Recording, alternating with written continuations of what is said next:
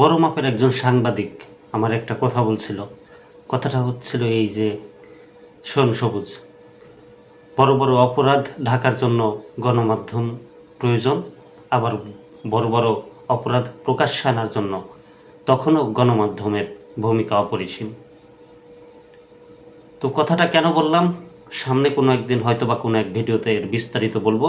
এখন যে খবরটা পড়ব, এই খবরটা হচ্ছে নির্বাচনের সুনির্দিষ্ট রোডম্যাপ পাইনি, আমরা সন্তুষ্ট নই, বলেছেন সম্ভবত মির্জা ফখরুল। বিস্তারিত বাকিটা পড়ব, তার আগে বলে নিই কেন এই কথা বললেন। আজকে প্রধান উপদেষ্টার সাথে সাক্ষাৎ হয়েছে বা তাদের একটা বৈঠক ছিল। তো মির্জা ফখরুল এবং বিএনপির যারা দেখা করেছেন তারা একটা আশা নিয়ে প্রধান উপদেষ্টার কাছে গিয়েছিলেন বা তার দ্বারস্থ হয়েছিলেন বা দাওয়াতে গেছেন। তো তারা একটা আশা, তাদের একটা আশা ছিল, বিএনপির একটা আশা ছিল যে হয়তো বা নির্বাচন নিয়ে কথা হবে বা নির্বাচনের সুনির্দিষ্ট কোনো রোড ম্যাপ তারা নিয়ে আসবে, কিন্তু সেটা সম্ভবত সম্ভব হয় নাই। তার জন্যই লিখেছেন আমরা সন্তুষ্ট নই, বিএনপি সন্তুষ্ট নয়। বিস্তারিত পড়ব। অন্তর্বর্তীকালীন সরকারের প্রধান উপদেষ্টা ডক্টর মোহাম্মদ ইউনূসের সঙ্গে বৈঠক করেছেন বিএনপি নেতারা।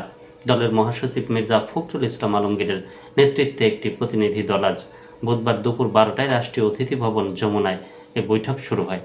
শেষ হয়েছে দুপুর 1:45টায়। বৈঠক শেষে বিএনপি মহাসচিব সাংবাদিকদের বলেন, প্রধান উপদেষ্টা ডিসেম্বর থেকে জুনের মধ্যে নির্বাচনের কথা বলেছেন, কোনো সুনির্দিষ্ট রোড ম্যাপ দেননি, তবে আমরা ডিসেম্বরেই নির্বাচন চাই।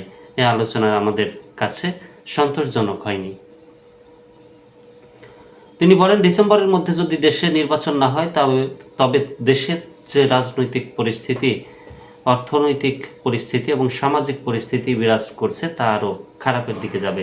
তখন এটি নিয়ন্ত্রণ করা বেশ কঠিন হবে। ব্যারিস্টার ফুয়াদের একটা ভিডিও দেখলাম, তিনি সেখানে বলছিলেন যে গত 16 বছর আপনাদের এই চাওয়া কোথায় ছিল, গত 16 বছর আপনাদের এই হুঙ্কার কোথায় ছিল। তো যাই হোক, সেই উত্তর যদি সম্ভবত সামনে বিএনপি দেয় তাহলে আমরা সেটা পাবো এবং সে বিষয়ে খবর আসলে আপনাদেরকে শোনাবো। নির্বাচনের বিষয়ে কি সিদ্ধান্ত নেবেন, সাংবাদিকদের এমন প্রশ্নের জবাবে মির্জা ফখরুল বলেন, আমরা সামমনা দলের সঙ্গে আলোচনা করে পরবর্তী সিদ্ধান্ত জানাবো। প্রতিনিধি দলটিতে ছিলেন দলের স্থায়ী কমিটির সদস্য ব্যারিস্টার জমির উদ্দিন সরকার, মির্জা আব্বাস, নজরুল ইসলাম খান, আমির খসরু, মাহমুদ চৌধুরী, সালাউদ্দিন আহমেদ ও ইকবাল মাহমুদ টুকু। এর আগে নির্বাচনকে ঘিরে চলমান অনিশ্চয়তা নিরসন ও ডিসেম্বরের মধ্যে একটি নির্বাচনী রোডম্যাপ ঘোষণার দাবিতে প্রধান উপদেষ্টার সঙ্গে সাক্ষাতের জন্য সময় চেয়েছিল বিএনপি। দলটির স্থায়ী কমিটির সদস্য সালাউদ্দিন আহমেদ জানান, বিভিন্ন গুরুত্বপূর্ণ ইস্যুতে আলোচনা করতেই ডক্টর ইউনূসের সঙ্গে সাক্ষাতের উদ্যোগ নেওয়া হয়েছে। তিনি বলেন, নির্বাচন নিয়ে সৃষ্ট ধোঁয়াশা কাটাতে একটি সুনির্দিষ্ট রোডম্যাপ ঘোষণার বিকল্প নেই। এ বিষয়ে আলোচনার পরেই বিএনপি পরবর্তী সিদ্ধান্ত নেবে। উল্লেখ্য, আগামীকাল বৃহস্পতিবার বিকেল 3টায় জাতীয় ঐক্যমত কমিশনের সঙ্গেও বিএনপির একটি গুরুত্বপূর্ণ বৈঠক অনুষ্ঠিত হওয়ার কথা রয়েছে। একটু বলতে চাই, সেটা হচ্ছে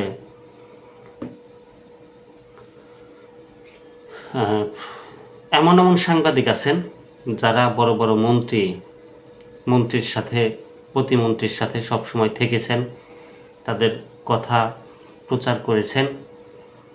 তারা এখন বিএনপি পন্থী হয়ে, সেটা কিন্তু আওয়ামী লীগ, গত 16 বছরের কথা বলছি, 16 বছর একটানা মন্ত্রীদের সাথে থেকেছেন এমন সাংবাদিক, যদিও কোটি কয়েক সাংবাদিককে ধরা হয়েছে, জেল খাটানো হচ্ছে, কিন্তু এখনও বেশ সংখ্যার সাংবাদিক আছে যারা মন্ত্রীদের সাথে কথা উঠা বসা করেছে। সবসময় তাদের কথা, মন্ত্রীদের কথা তাদের মুখ দিয়ে বের হয়েছে।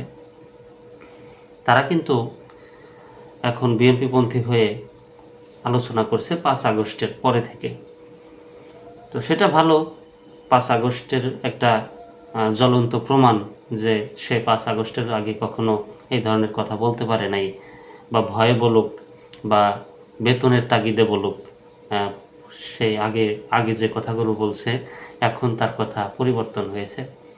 এটা কিন্তু একটা 5 আগস্টের ভালো দিক। কি বলেন আপনারা? অবশ্যই কমেন্টে জানাবেন।